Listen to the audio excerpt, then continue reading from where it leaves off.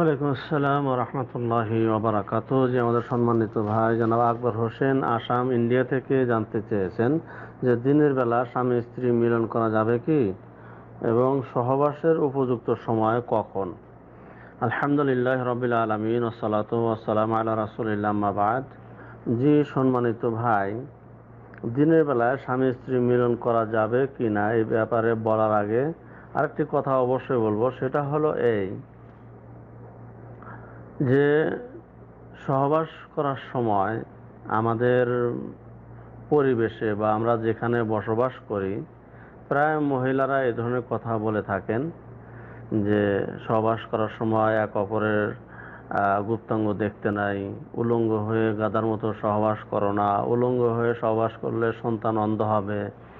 এ ধরনের কথা অনেকেরই মুখে শোনা যায়। তবে আমরা প্রত্যেককে জানি যে লজ্জাস্থান বিনা প্রয়োজনে খুলে রাখা ঠিক না। লজ্জাস্থান বিনা প্রয়োজনে খুলে রাখাটা মোটেও বৈধ না। পর্দার ভেতরে প্রয়োজনে তা খুলে রাখায় কোনো অসুবিধা নাই। যেমন মিলনের সময় অর্থাৎ সহবাস করার সময়, গোসল করার সময় বা পেশাব পায়খানা করার সময় অপ্রয়োজনের সময় লজ্জাস্থান ঢেকে রাখা জরুরি। কারণ রাসূল সাল্লাল্লাহু আলাইহি ওয়াসাল্লাম এই বিষয়ে পরিষ্কার বলেছেন। হাদিসের মধ্যে এসেছে, হাদিসটি আবু দাউদ, তিরমিজি, ইবনে মাজাহ, যেমন ইবনে মাজাহতে এ ধরনের শব্দ ব্যবহার হয়েছে হাদিসের মধ্যে।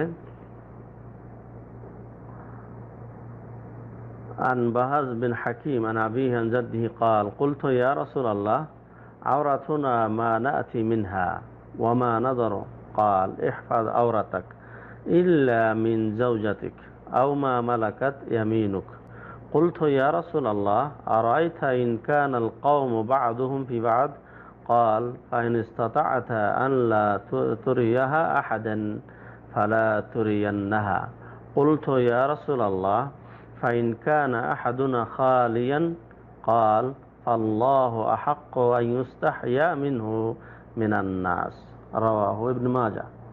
এই হাদিসটি বিভিন্ন হাদিস গ্রন্থে উলামায়ে মুহাদ্দিসিন নিয়েছেন, যেমন আবু দাউদে এসেছে, তিরমিজিতে এসেছে। হাদিসটির অর্থ হলো এই যে রাসূল সাল্লাল্লাহু আলাইহি সাল্লাম বলেছেন, তুমি তোমার স্ত্রী ও কৃতদাস ছাড়া অন্য নিকট লজ্জাস্থানের কি করবে? হেফাজত করবে। সাহাবায়ে কেরামগণ বললেন, হে আল্লাহর রাসূল, লোকেরা আপোষে এক জায়গায় যদি থাকে, তিনি বললেন যথাসাধ্য চেষ্টা করবে কেউ যেন তা মোটেই দেখতে না পায়। সাহাবায়ে কেরামগণ বললেন, হে আল্লাহর রাসূল, কেউ যদি নির্জনে থাকে, তখন রাসূল সাল্লাল্লাহু আলাইহি সাল্লাম বললেন, মানুষ অপেক্ষা আল্লাহ সুবহানাহু ওয়া তাআলা এর বেশি হকদার যে তাকে লজ্জা করা হবে। তো এই হাদিসের মধ্যে যে তুমি তোমার স্ত্রী এবং কৃতদাসী ছাড়া অন্য নিকট লজ্জাস্থানে হেফাজত করো, এর অর্থ হলো এই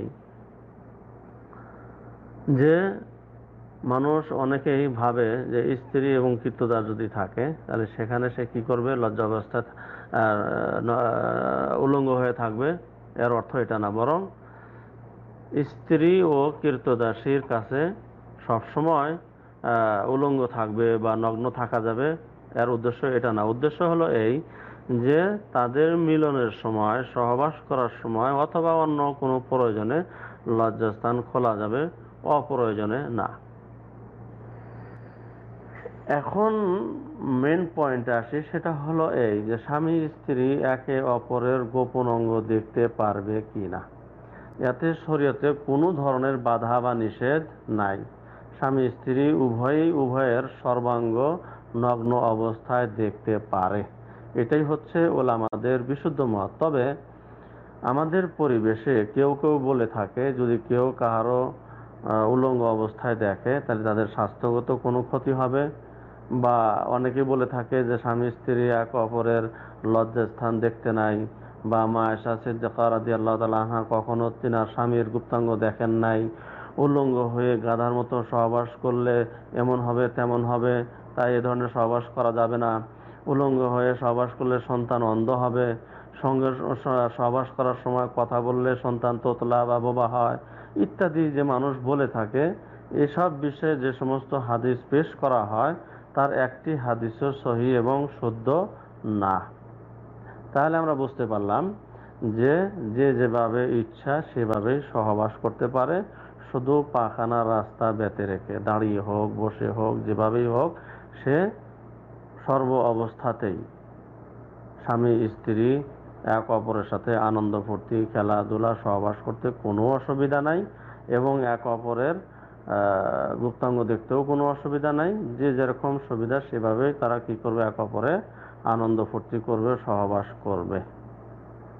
আবার অনেকেই বলে যে সহবাসের সময় সম্পূর্ণ উলঙ্গ হতে নাই, রুম অন্ধকার রাখতে হয়, এক অপরের লজ্জাস্থান দেখতে নাই ইত্যাদি। এই কথাগুলোও বলা ঠিক না, তবে লজ্জাশীলতার এগুলো পরিচয়, কিন্তু এ সমস্ত জিনিস শরীয়তে হারাম না। তবে যদি তার রুম বা যে রুমের মধ্যে তারা সমস্ত কাজ করে বা যেখানে ঘুমায় সে রুম যদি সম্পূর্ণ বন্ধ থাকে, দেওয়া থাকে, তাহলে সেখানে স্বামী স্ত্রী ছাড়া যদি অন্য কেউ না থাকে পর্দার কোনো প্রয়োজন নাই। স্বামী স্ত্রী একে অন্যের লেবাস। আল্লাহ সুবহানাহু ওয়া তাআলা কোরআন মাজিদে স্পষ্ট বলেছেন, হুন্না লিবাসুল লাকুম ওয়া আনতুম লিবাসুল লাহুন।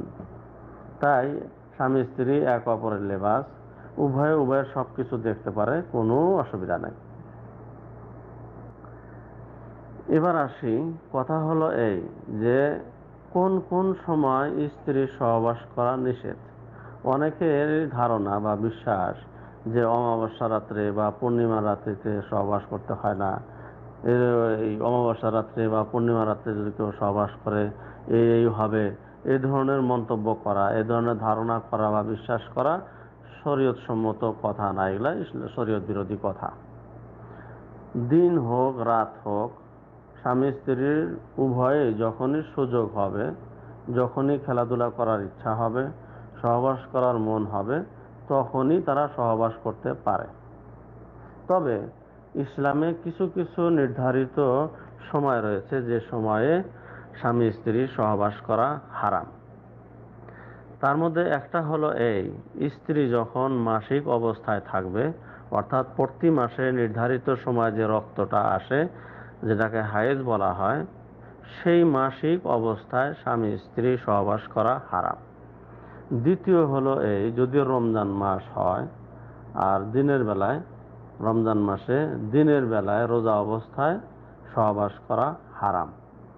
তৃতীয় হলো এই, হজ বা উমরায় যদি ইহরাম বাঁধে, সেই ইহরাম অবস্থায় স্বামী স্ত্রী সহবাস করা হারাম।